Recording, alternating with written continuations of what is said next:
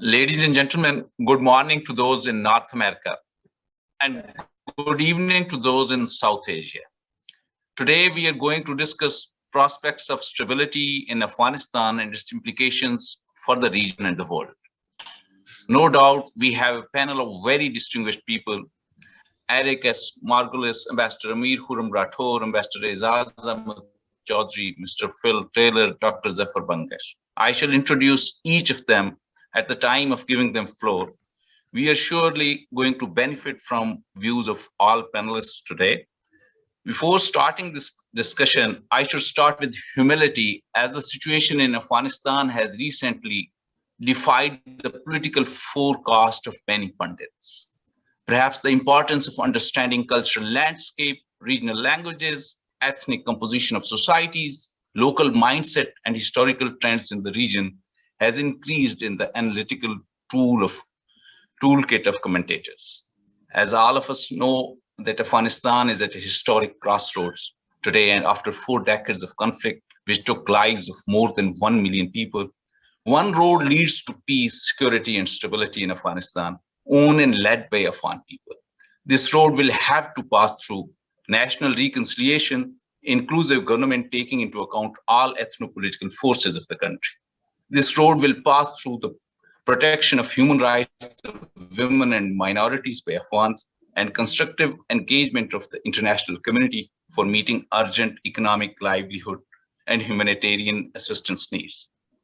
Optimistically speaking, one would like to visualize that this road might possibly lead to regional connectivity, people-to-people linkages, economic integration, trade, and investment for the benefit of the whole region. Only this road secures the socio-economic and development gains made over the last 20 years in Afghanistan. The emergence of peace and end of war is within the sphere of possibility today in Afghanistan. There is a rare opportunity to finally end the 40 years of war in Afghanistan. However, the other road leads to civil strife, negative spillover effect on neighboring countries, outflow of refugees, rise in terrorist incidents, drug trafficking, transnational organized crime, instability within the country and the region. If, God forbid, Afghanistan moves in this direction, it can again become a haven for terrorists.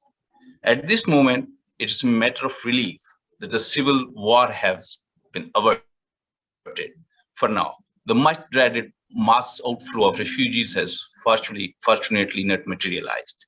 While Afghanistan is still at the historical juncture and the situation is still fluid, it also faces an impending humanitarian crisis. Afghanistan sits on the brink of a humanitarian catastrophe. We have all seen the reports of famine, food shortages, and soaring inflation in Afghanistan.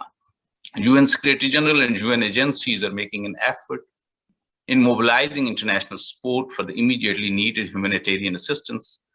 Pakistan has been supporting the humanitarian efforts in Afghanistan in several ways, including by facilitating the evacuation and relocation of international staff and establishment of a humanitarian corridor for the delivery of relief goods through air and land routes.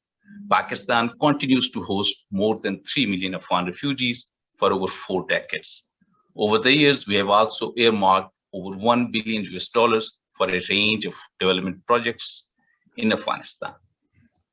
In these conditions, what is the way forward? What should the international community do today? Enhance engagement or abandon Afghanistan like the 1990s? Learn from the mistakes of past or repeat them? On these all and related questions, we shall benefit from the wisdom of our panelists today. I shall request all panelists to restrict their intervention to 7 to 10 minutes. Without much ado, I think we should immediately start the program now. First of all, I shall invite Mr. Ameer Khurram Rathore, High Commissioner-designate of Pakistan to Canada. He is a career diplomat who joined the Foreign Service of Pakistan in 1993. He has a diplomatic experience of 28 years. He served as Additional Secretary in the Ministry of Foreign Affairs for more than 2 years. He represented Pakistan effectively and with distinction in Germany, Thailand, Malaysia, and UAE. Over to High Commissioner Ameer Khurram Rathore. Thank you very much, Bhutta Sahab. Thank you very much, dear participants. Aizaz Saab, Eric Margolis. I'm a big fan for the last, say, 15, 20 years. Dr. Bangash Saab, we have met in the last webinar. Bhutta Saab, thank you very much for organizing this. And the viewers. Our topic is prospects of stability in Afghanistan and its implications for the region and the world. Let me start with the concept of stability. Stability in Afghanistan is Pakistan's core interest. We have learned over decades that we cannot insulate ourselves from what is happening in Afghanistan. By virtue of being Afghanistan's neighbors, we have this sense that we understand the dynamics of the region, perhaps a bit more than what the countries far away in the world can. We have been saying from the very outset of this conflict that there is no military solution in Afghanistan. If there has to be a solution, it has to be a political one. And that political solution needs to be an inclusive one. That is why we have always pushed for negotiation, an inclusive process of negotiations which is Afghan-led and Afghan-owned. And that had been our consistent positions over the years. The recent events in Afghanistan have sort of validated what Pakistan has been saying. While not going into the details of what happened recently in Afghanistan in the shape of just withering away of the 300,000 strong Afghan forces, which to my mind is the crux of it, is in the corruption and bad governance. But we now need to look forward. We believe, and we have been saying that the world has seen our role in advancing the US-Taliban negotiation process. The world has seen our role where we had pushed for an intra-Afghan negotiations between the Taliban and the other stakeholders in Afghani politics. And that's where Pakistan's drift can be seen.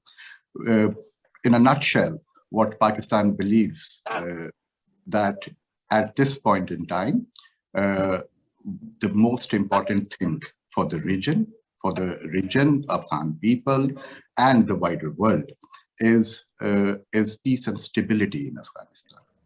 And for that, we have been pushing, we have been asking for an inclusive government, and such a government which should represent the views of the peoples of all shades of opinion in Afghanistan.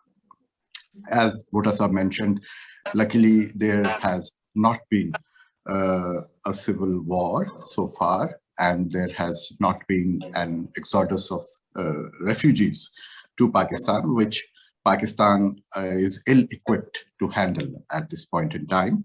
We still have around 3 million Afghan refugees in Pakistan, and our meager resources do not allow us to accept a substantial figure in the future.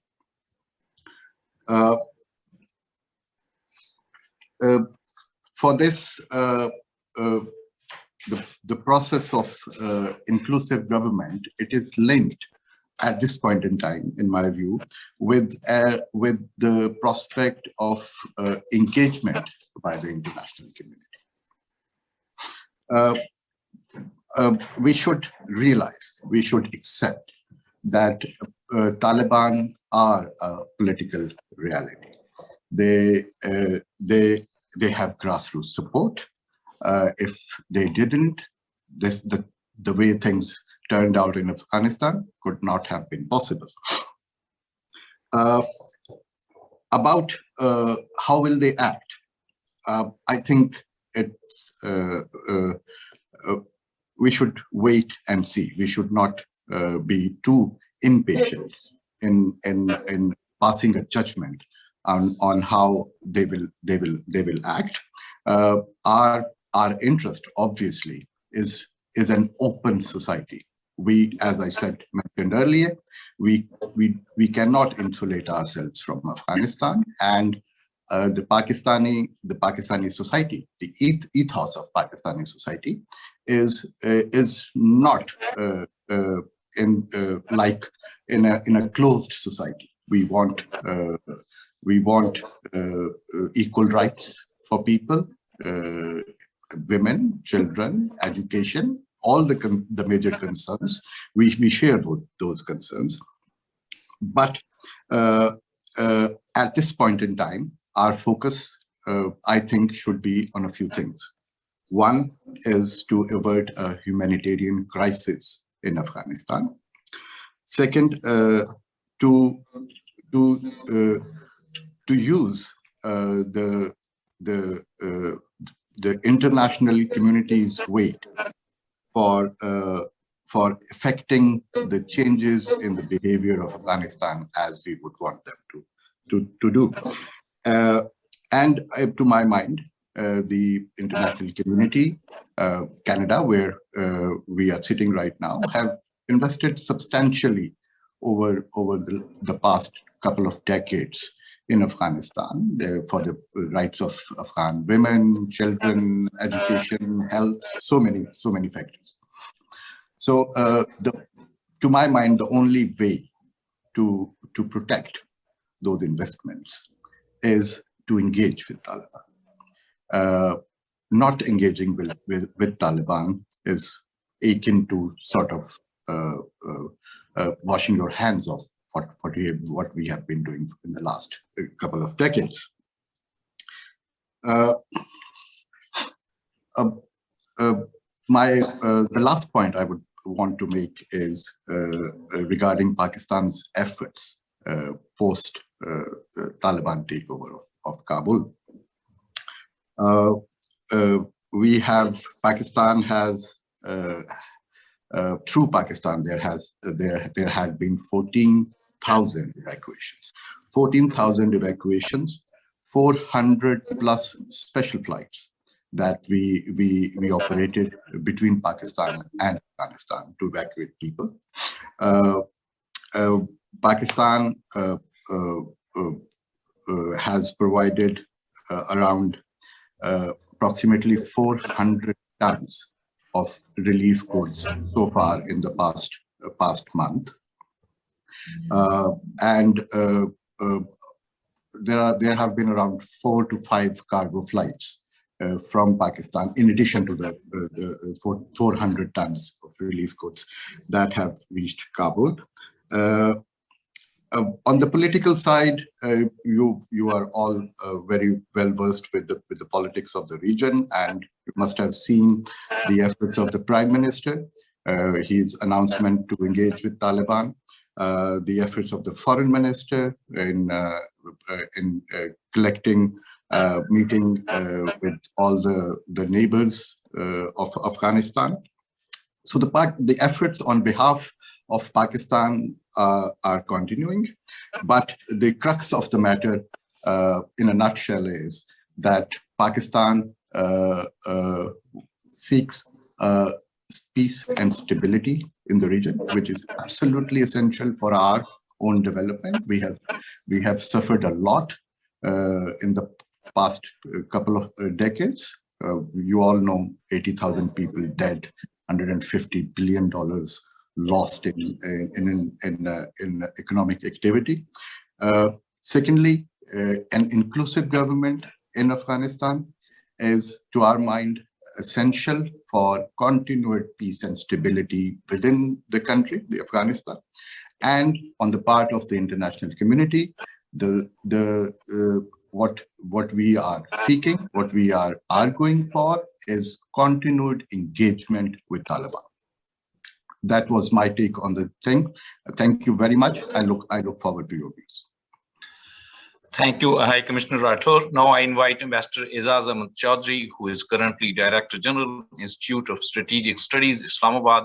Earlier, he had an illustrious career as a Foreign Service officer with over 36 years of bilateral and multilateral experience in the field of diplomacy.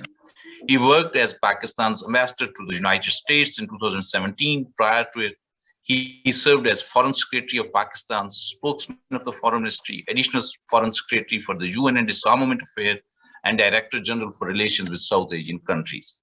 Overseas, he served as Ambassador of Pakistan to the Netherlands, Deputy Permanent Representative of Pakistan to the United Nations in New York, Chef de Cabinet to Secretary General of ECO in Tehran, and Pakistan embassies in Washington, Doha, and Cairo. He holds master's degree in international relations from Fletcher School of Law and Diplomacy. Ambassador Chaudhry has conducted Pakistan's foreign relations as the top diplomat for a number of years. His experience of dealing with international and regional issues positions him uniquely to speak today on prospects of stability in Afghanistan and its implications for the region and the world. Over to Ambassador Chaudhry. Thank you, Ameer. I think a two-liner introduction would have sufficed. When I contacted you just about 10 minutes, 15 minutes earlier, I was listening to President Joe Biden's speech to the United Nations. So I wanted to see what nodes would he touch, especially with regard to Afghanistan. And I noticed he spoke about climate change. He spoke about even vigorous competition with China, and luckily he stopped short of Cold War, because in fact he said that there is no way we are moving towards a Cold War, which was something very, very good to my ears. He spoke about COVID pandemic, he spoke about infrastructure, but for Afghanistan, he defended his decision. So let me make 3 points. One relating to US and what is it that we expect US from now on. The second point that I would make is with regard to the role that we expect the Afghans themselves to play. And third point I would discuss is about the role of the regional players, regional partners. I think you said it, and High Commissioner Rathore also said it, that there was a consistent call that there is no military solution. I think in the process, it was forgotten that the military solution could be either you win or the other party wins. In this case, it was not envisaged that the other party would win, and the Taliban won. For Pakistan, even the other option was not an option. We had constantly been saying that it should be a political process. The United States took 17.5 years to come around to negotiating with the Taliban. Good, fine, first step taken. But unfortunately, the then Afghan government under President Ashraf Ghani did not wish to negotiate and dragged his feet until it was time for the US troops to leave. Now, this whole call and expectation that the United States would withdraw responsibly did not materialize. And as a result of that hasty withdrawal, the Afghan government and its army folded up rather quickly, and the Taliban took over in 11 days. What does it mean for the United States? Apart from the fact that the Republicans are taking the Democrats to task that, you see, you did this and you did that. But fact of the matter is that the call for withdrawal by the US troops had been on the cards for all administrations. I remember President Barack Obama and President Donald Trump and President Joe Biden. In fact, give it to Joe Biden, because even as vice president, and before that, even as senator, he was against all these wars. And therefore, to that extent, I think he's consistent. He took a right decision, but I think this hastiness, without creating an alternative political setup, was something which really surprised everyone, surprised us all. And that's why we are all now sitting fingers crossed. What is it that the US is now likely to do. One thing is consistent. I think the United States cannot be absolved of its responsibility. For 20 years, it was in this country. It just cannot wash its hands off and say, oh, there we go. I think the United States should stay engaged. I think the calls that are being made by several countries, including Pakistan, are that the United States should stay engaged for the world peace, for the future of the world, because if they don't, then we are all afraid that all those terrorist entities would begin to come in and take roots, and we will move to pre-2001 time. You know, as they say, back to square one. You have this chessboard and you go back to the first square. So that will be a huge loss. United States and Europe too, I would say, and Canada too, would need to stay engaged with Taliban, with Afghanistan. Now, what does that mean, staying engaged? Staying engaged basically means that to accept that there is now a new de facto reality in Afghanistan, which is the Taliban, that you got to talk to them, that you got to press them to honor the commitments that they have made, that you use that as a leverage for according them the recognition, and that you let the Afghans take a decision. But foremost is that you do not allow a humanitarian crisis to take roots in Afghanistan. If that happens, we all lose, period. Because if that happens, there'll be chaos and the country could plunge back to civil war, and that would be, you know, something which is not a good scenario, at least for this region. Let me move to the second point, which is what role then do I see for the Afghans? I believe that the international community had consistently maintained that this should be an Afghan-led and Afghan-owned process. Unfortunately, as I said, President Ashraf Ghani was not interested in talks, and this intra-Afghan peace process could never really take off. Now, I think it is time for Afghan leaders to realize that at the end of the day, it is them, nobody else. It is them who must protect and nurture the destiny, future destiny of Afghanistan. So the Taliban are now being called upon for an inclusive government. Pakistan too has done it. Now there is a perfect rationale to it. I know there are people who criticize from within my own colleagues who say, well, how can you ask Democrats and Republicans to form a coalition or an inclusive government? How can you ask PTI and PMLN in Pakistan to form one inclusive government? I would tell them that this is a wrong analogy. In fact, this is an extension and continuation of the same argument that should not have happened. The United States came into Afghanistan to eliminate Al-Qaeda. And once that was done, its job was done. It should have just simply left. What's this whole business of building a nation in the image of a Western democracy was, I think, a flawed case to make.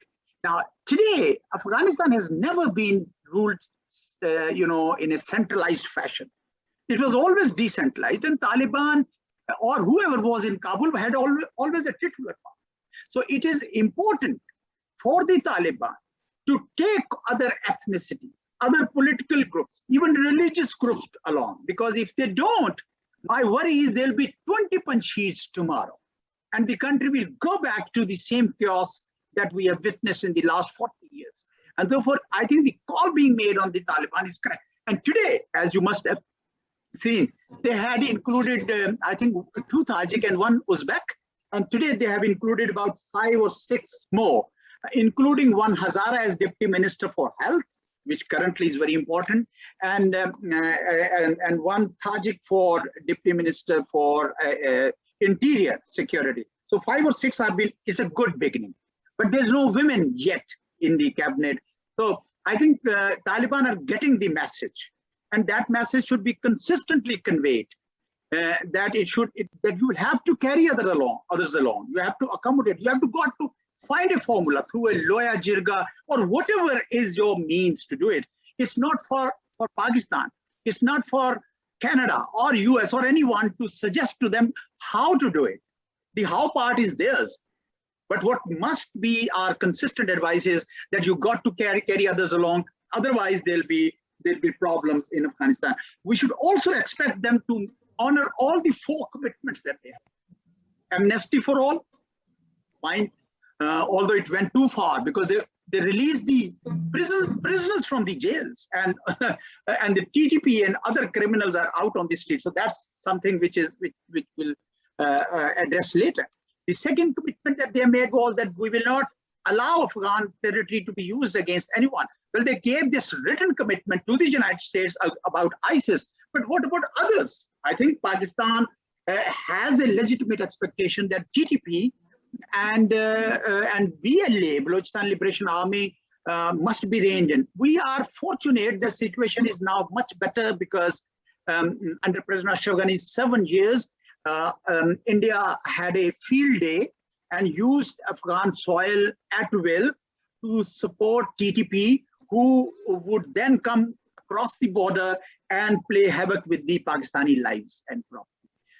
That at least space has been shrunk considerably, and we hope that would stay that way. But every country, Chinese are worried about ETIM, Uzbeks are worried about IMU, every other country is worried that Afghanistan must not become a bastion for terrorist entities again. So that is the commitment. The third commitment also is very important about the human rights, respecting human rights, and especially allowing the women to work and study and move around freely. Even today, our Prime Minister made a statement that, and I just saw this headline, that preventing girls from going to school is un-Islamic.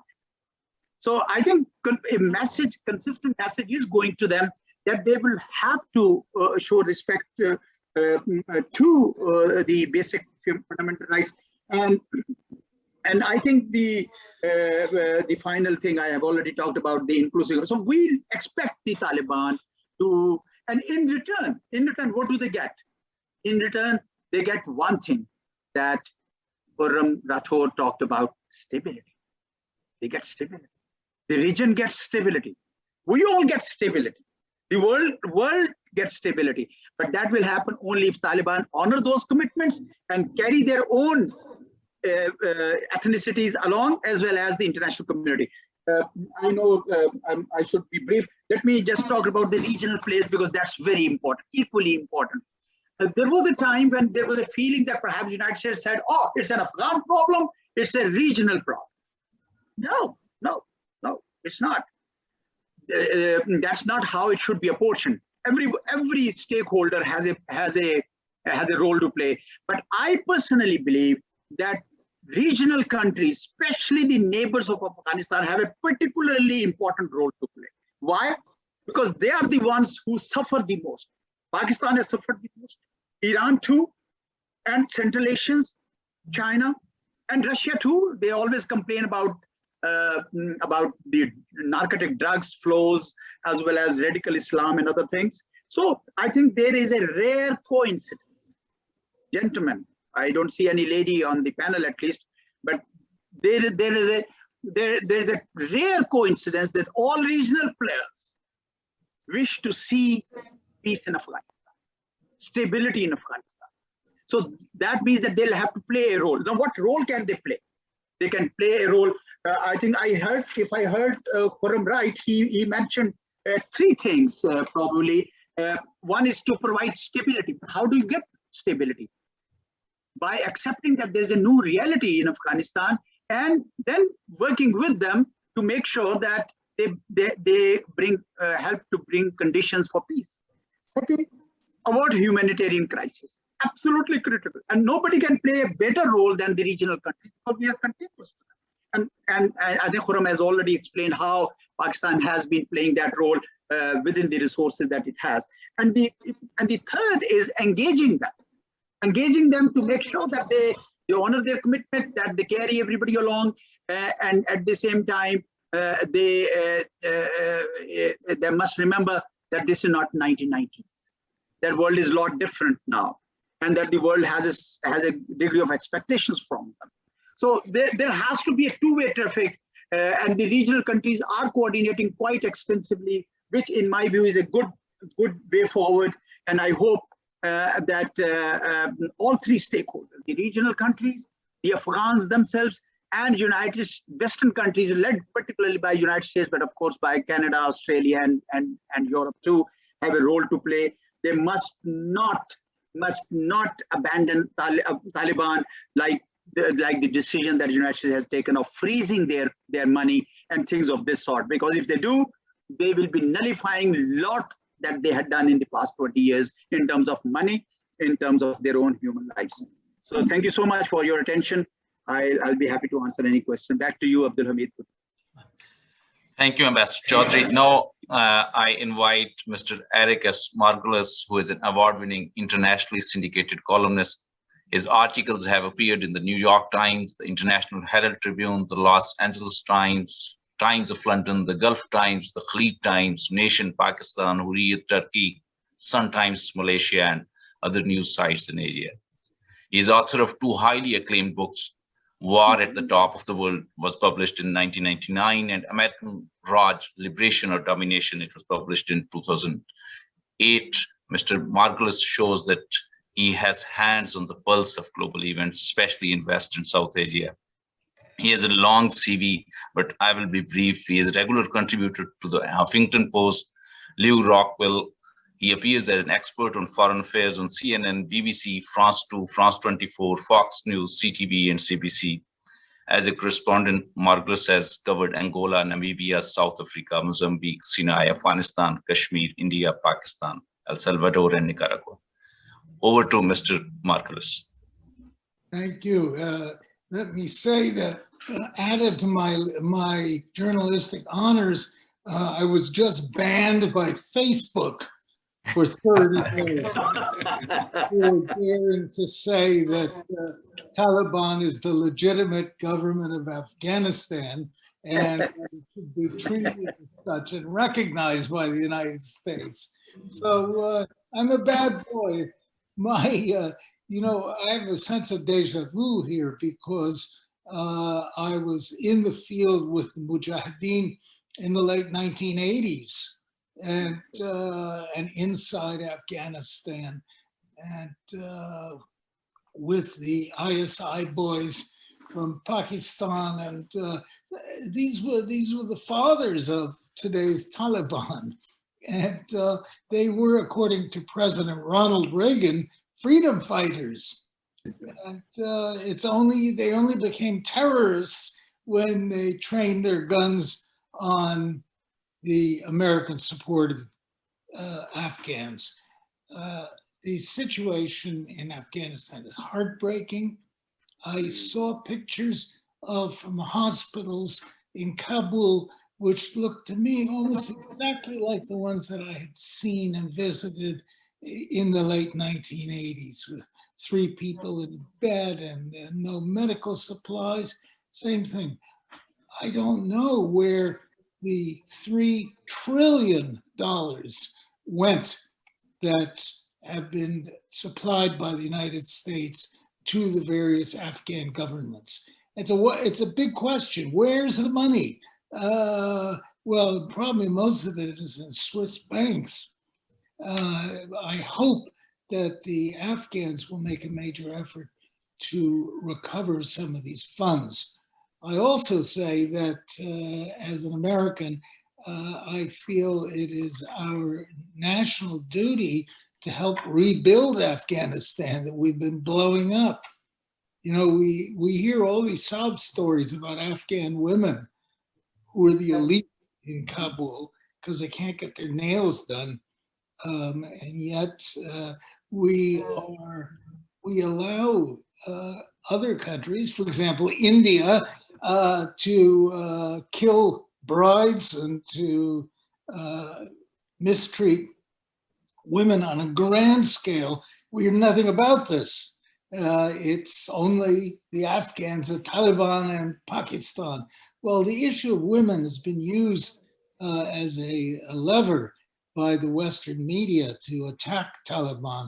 And Taliban has not been very clever in handling it. They should have followed a path of tokenism, brought in more women, and there are plenty of smart women in Afghanistan, and let them be much more involved. But the West doesn't want this to happen yet.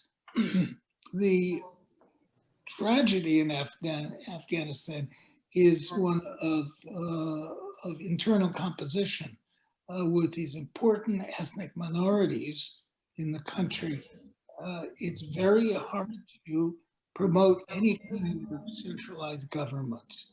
And the tradition in Afghanistan, such as we saw, was that everybody would run their own area and there'd be a central government, sort of like the Swiss central government that handles foreign affairs, doesn't do much else. This would have been and probably will be the solution. One hopes that the Taliban will not try and dominate the entire country, but will allow a certain amount of independence of certain, even the Panjshir Valley. The other danger, of course, is that that Afghanistan's neighbors will not be able to resist the temptation of stirring the pot. And we've seen this before. The Russians are tiptoeing back into Afghanistan. They, by the way, have a much more realistic approach to the situation than the Americans do. And it's funny that the Americans are now motivated by idealism and anti-Islamic sentiment, whereas Russia is much more pragmatic in their dealings with Afghanistan.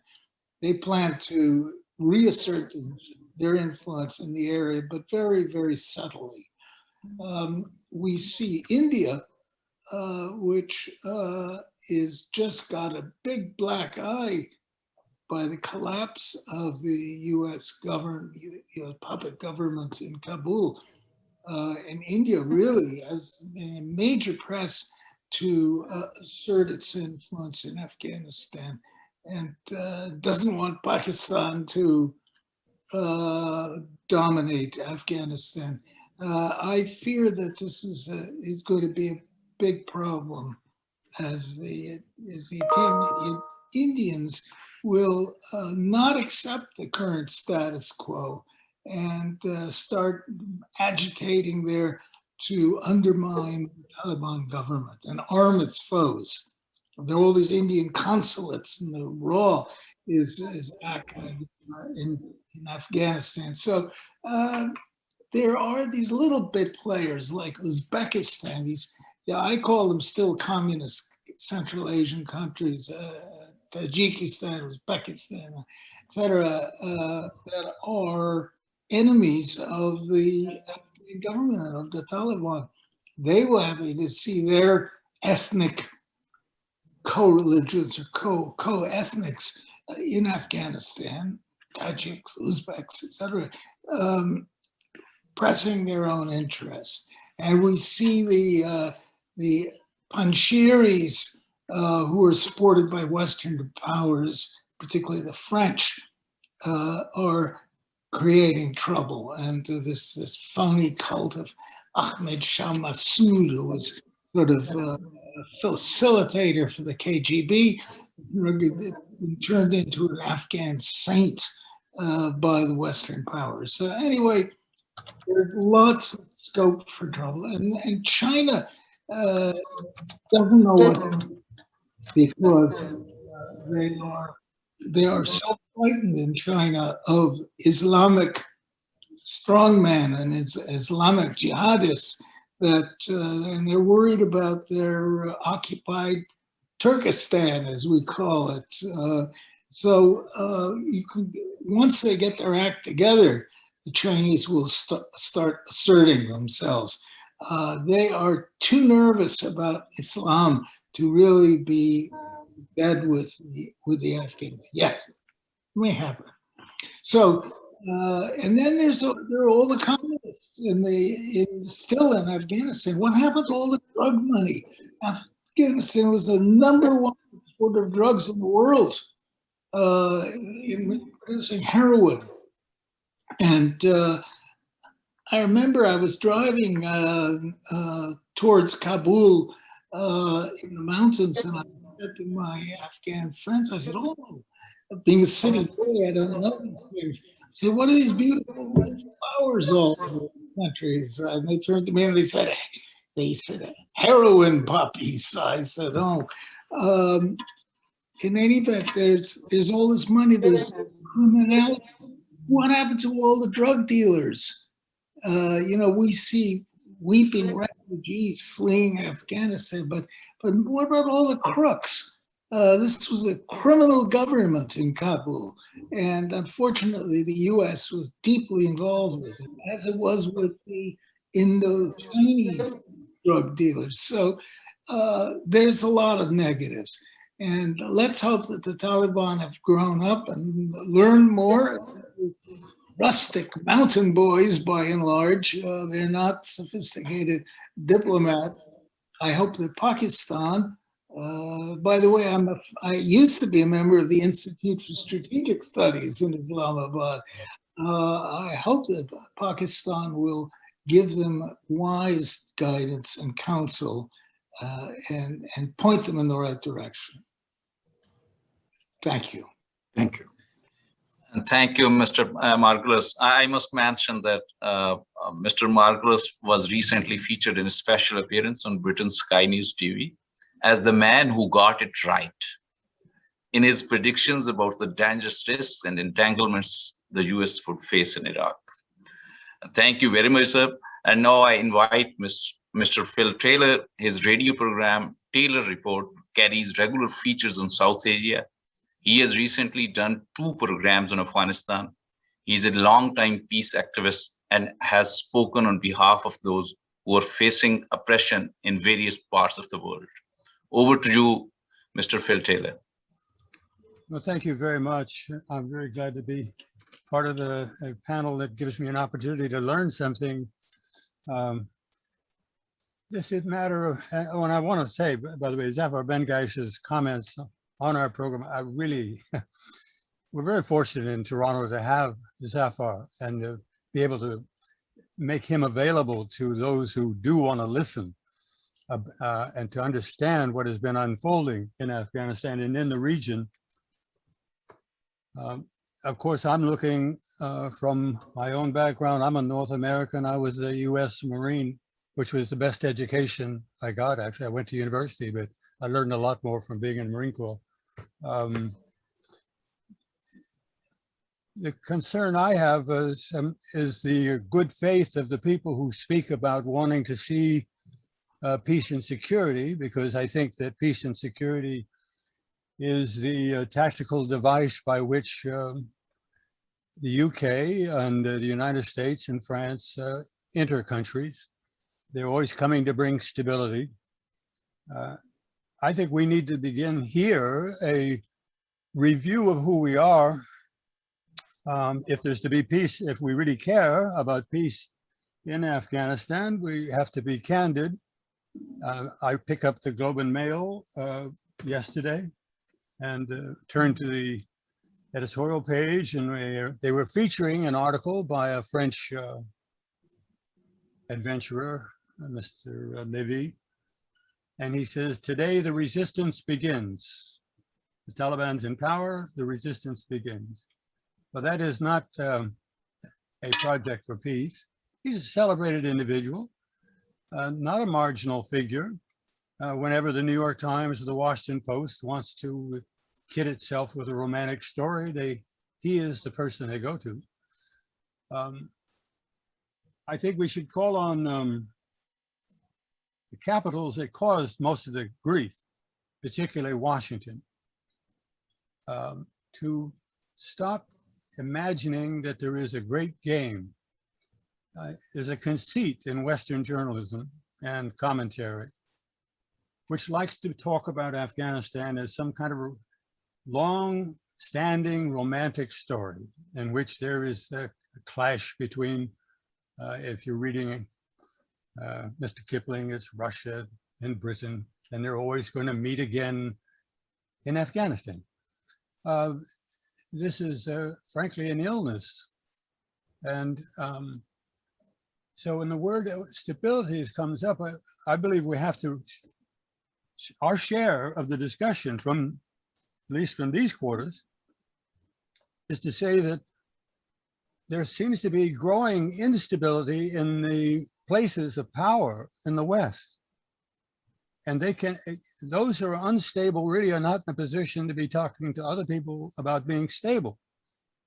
I thought one of the more dramatic moments in the recent years, decade, was when the president of Russia said, our problem with you, speaking of his Western counterpart, is we can't trust you. We don't really know whether your word is any good.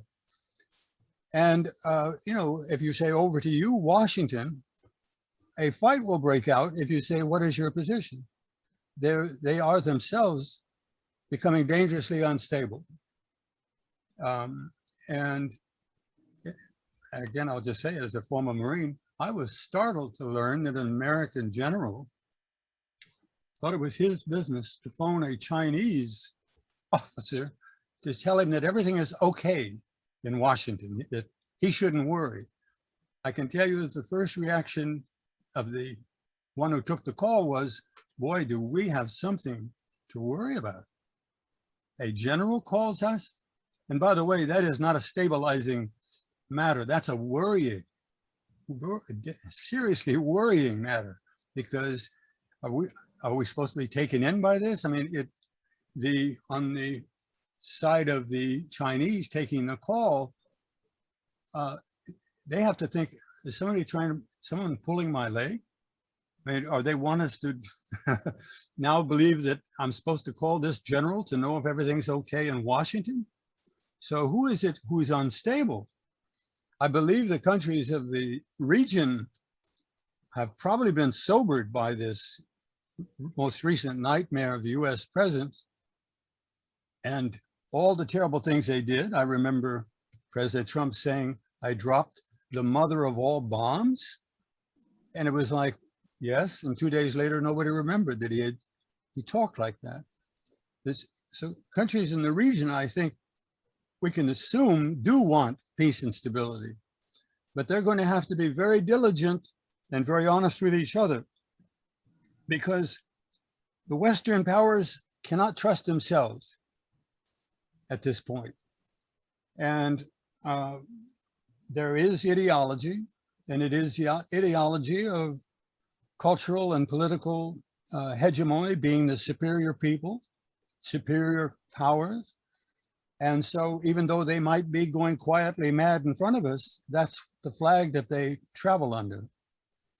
And they cannot resist meddling, because if they're not meddling, they don't believe they're doing their role. They believe, I know from being there, that they are the bearers of civilization.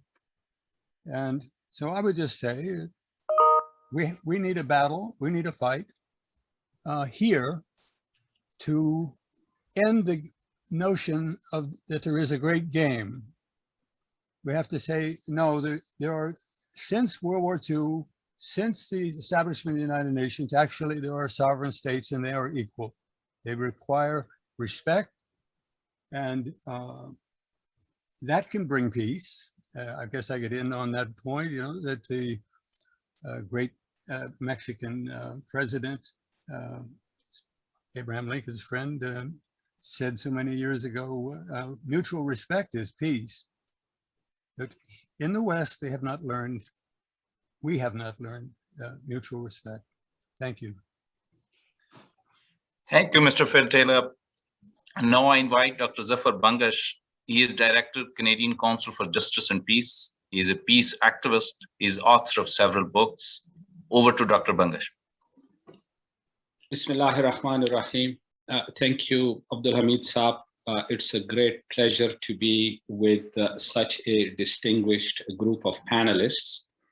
A great deal has already been said about Afghanistan, and there is little for me to say, but I would like to thank my longtime friends Eric Margolis and Phil Taylor, as well as Ambassador Aizaz Chaudhry Sahab, who was very gracious in hosting us when we visited Islamabad in December of 2019. And we look forward to welcoming High Commissioner-designate Rathore Sahab when he visits Toronto. Now, looking at the developments in Afghanistan, it would be difficult to find another example in history where the contestants were so unequal and the outcome so spectacular. It was the classic David versus Goliath contest in which David convincingly vanquished the mighty Goliath.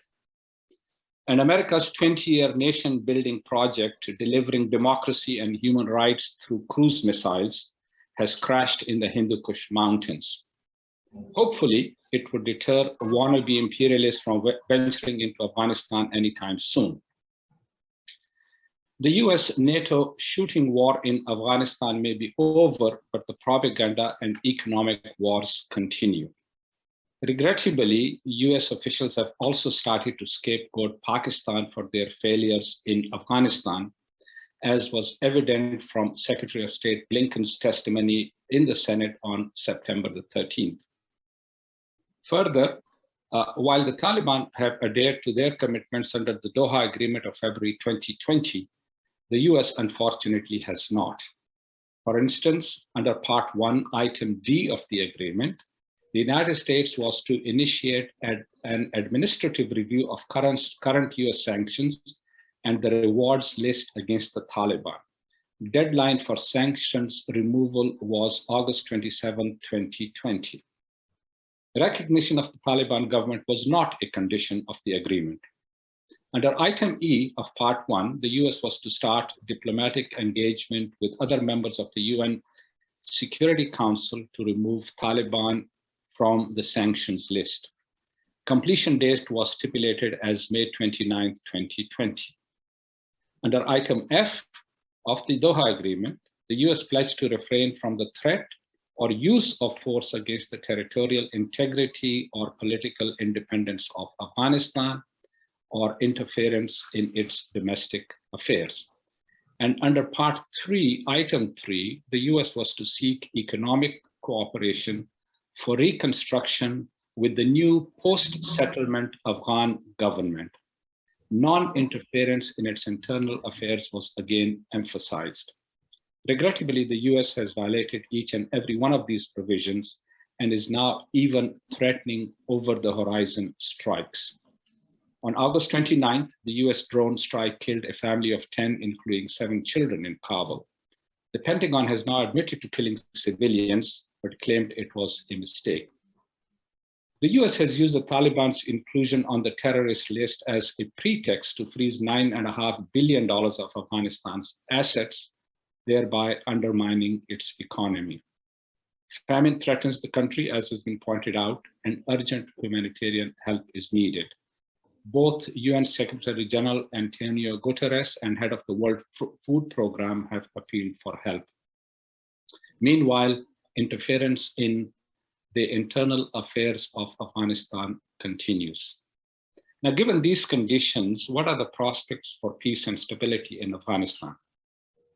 Since the Taliban's peaceful takeover of Kabul on August 15, the security situation has improved considerably. Even the BBC was forced to acknowledge this in a report on September 9th. We know that operatives of the ousted regime who were thoroughly corrupt used extortion and brutalized their own people. American contractors and arms manufacturers plundered even greater sums amounting to billions of dollars. Now, we know that the overwhelming majority of Afghans, 70% of whom live in the rural areas, experienced immense suffering as a result of American bombings and night raids. Estimates of Afghan death toll range from 250,000 or even higher. Naturally, the rural population hated the Americans and their Afghan collaborators for their brutality and saw the Taliban as their protectors. This information was deliberately suppressed to peddle the fiction that America was making progress in its war on terror.